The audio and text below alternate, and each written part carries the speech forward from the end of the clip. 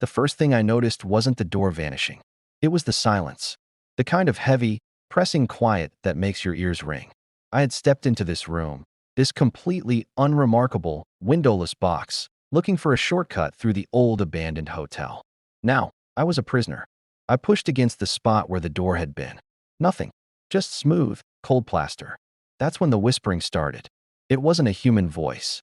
It was like the rustling of dry leaves, but the sound formed words. My words. A playground taunt I'd hurled at a kid in 3rd grade. The sound of his crying echoed, faint but sharp. I shook my head, trying to clear it. Just my imagination, I told myself. Stress. But then another whisper slithered from the wall to my left. The screech of tires, the shattering of glass. My first car accident. The memory, the sheer panic, hit me like a physical blow. I remembered the other driver's face, the accusation in his eyes, even though it was my fault. I'd never admitted it. I backed away, stumbling toward the center of the room. The whispers grew, coming from all 4 walls now, a symphony of my failures. The time I lied to my parents about my grades, the hollow disappointment in my father's voice. The breakup with my college girlfriend, her voice cracking as she asked me why I couldn't just be honest. Each memory was a shard of glass, and the walls were pressing them into me. Stop it, I yelled, my voice hoarse. This isn't real. But it was. It was more real than the plaster and the floorboards. The whispers swirled, overlapping. My biggest regrets, my deepest shames. The promotion I sabotaged a coworker for. The last, angry words I said to my grandmother before she passed away. I'm sorry, I whispered, sinking to my knees. The words weren't for the walls. They were for the ghosts they held. I covered my ears, but the sounds weren't external anymore. They were inside my head, echoing in the empty spaces of my own guilt. I felt a lifetime of poor choices, of cowardice and selfishness, closing in. Then, a new whisper, different from the others. It was my own voice, from just this morning, telling my daughter I was too busy to play. I saw her little face, the flicker of disappointment she tried to hide. That memory, it hurt more than all the others combined. It wasn't a distant failure, it was fresh. It was a mistake I could still fix.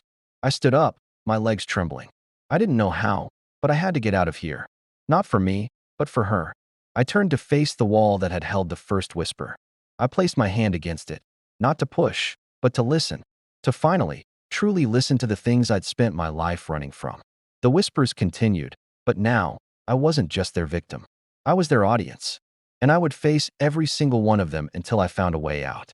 Thank you for watching. If you enjoyed this story, please like and subscribe for more. I bought this old house a few months ago. It's a fixer-upper, but it had good bones, you know? The first thing I did was install a new security system. Top of the line, motion-activated cameras covering every angle. I travel for work sometimes, so peace of mind is priceless. The first couple of weeks were normal. I got notifications for the mailman, a stray cat, the usual stuff. But then, the strange alerts started. It was a Tuesday night, around 2 a.m. My phone buzzed. Motion detected, front porch. I opened the app, my heart pounding a little. The live view was empty.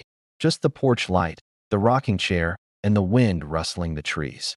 I scrubbed back through the recording. And that's when I saw him. A man, standing right in the middle of the porch, staring directly at the camera. He was wearing old-fashioned clothes, like something out of a 1950s movie, a fedora, a long coat. He just stood there for about 30 seconds, completely still, and then he was gone. Not like he walked away. He just vanished between one frame and the next. I checked my other cameras. Nothing. No one walked up the driveway. No one came from the street. It was impossible. I chalked it up to a glitch. A weird, creepy glitch. But it happened again a few nights later. This time, it was a woman on the back deck. She was in a simple dress, her hair in a bun. She was looking up at the sky, her hands clasped behind her back. Same thing. She appeared out of nowhere, stood for a minute, and then blinked out of existence. Over the next month, I collected a whole gallery of these phantom visitors. A young boy bouncing a ball that wasn't there. An elderly couple sitting on the porch swing, not moving, just looking straight ahead. They never interacted with anything. They were like ghosts imprinted on the recording. The weirdest part? They never triggered the motion sensor when they appeared or disappeared. The alert only happened while they were there, standing perfectly still. I started doing some research on the house. I spent hours at the local library, digging through old records and newspapers. And I found them. Every single person my camera had recorded. They were all former residents of this house. The man in the fedora was the original owner, a guy named Arthur, who built the house in 1952. He'd passed away peacefully right in the living room. The woman on the back deck was his wife, Eleanor. The couple on the swing, the Millers, lived here in the 70s. The little boy? Their grandson, who used to visit every summer. They had all lived and died in this house. My high-tech security system wasn't just recording the present. It was somehow capturing echoes of the past. These weren't ghosts in the traditional sense. They weren't haunting me. They were just memories. Frozen moments of their lives, replaying on a loop that only my camera could see. I haven't told anyone about this. Who would believe me? But now, when I get a notification in the middle of the night, I don't feel scared anymore. I open the app and I watch. I see Arthur looking over his property. I see Eleanor admiring her garden. It's like I'm a custodian of their memories. My modern technology has become a window into a time long gone. This old house isn't haunted. It's just full of stories. And I'm the lucky one who gets to see them. Thanks for listening to my story. If you have any experiences like this, I'd love to hear them in the comments. Don't forget to like and subscribe for more strange tales. The old woman from down the street, Mrs. Gable, she always told us kids the same thing. Never say a name you ain't know 3 times. Especially not at night. We thought it was just one of her strange little rules, like not stepping on cracks or whistling past a graveyard. A bit of harmless folklore from a woman who'd seen too many winters. We'd laugh about it, daring each other to whisper made-up names into the dark. It was just a game. That is, until the packages started arriving.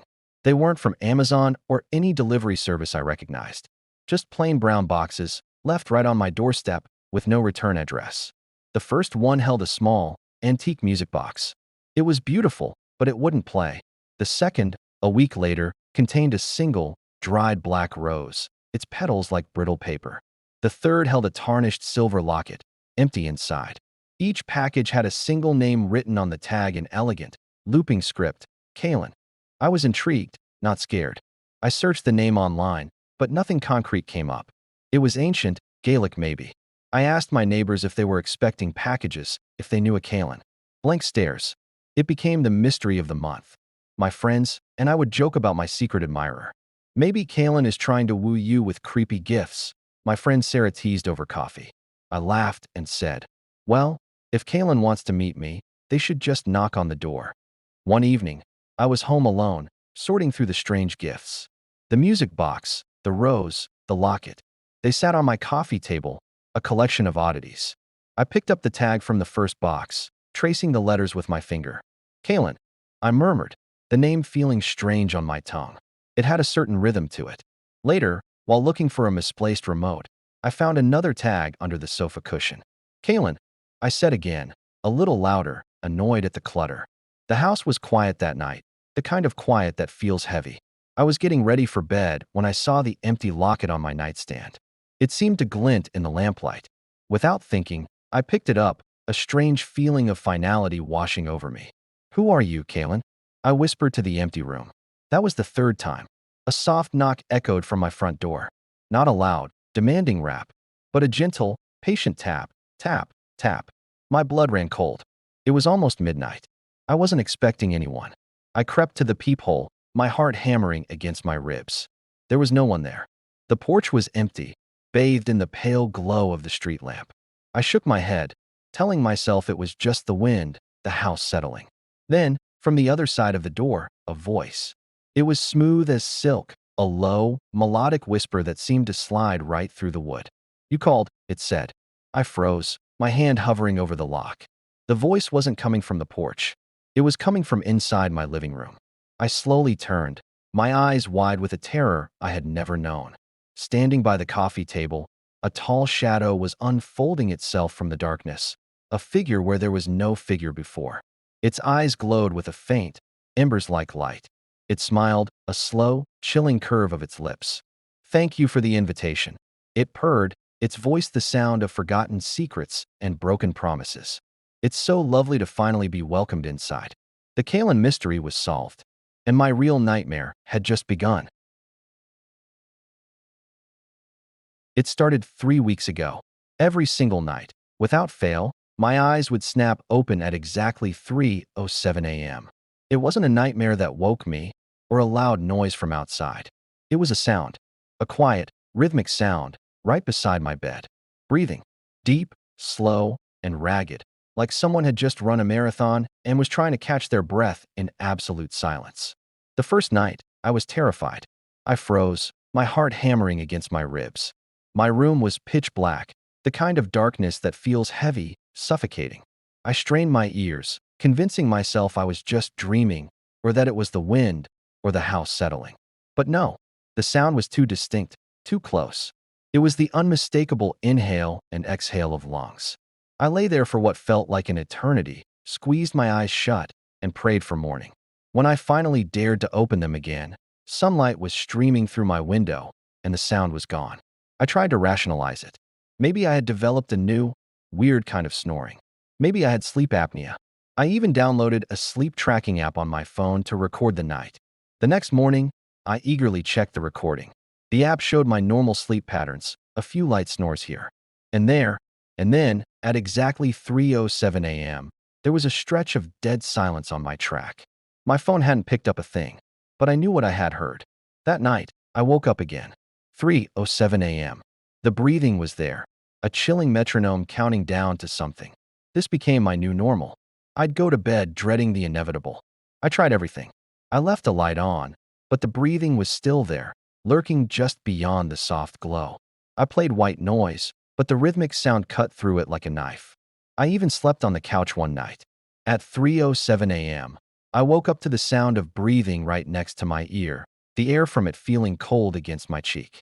I bolted upright, my heart leaping into my throat, but the living room was empty. Last week, I decided I couldn't live like this anymore. I was sleep-deprived, paranoid, and felt like I was losing my mind. I bought a night vision camera, the kind people use to watch for wildlife in their backyard.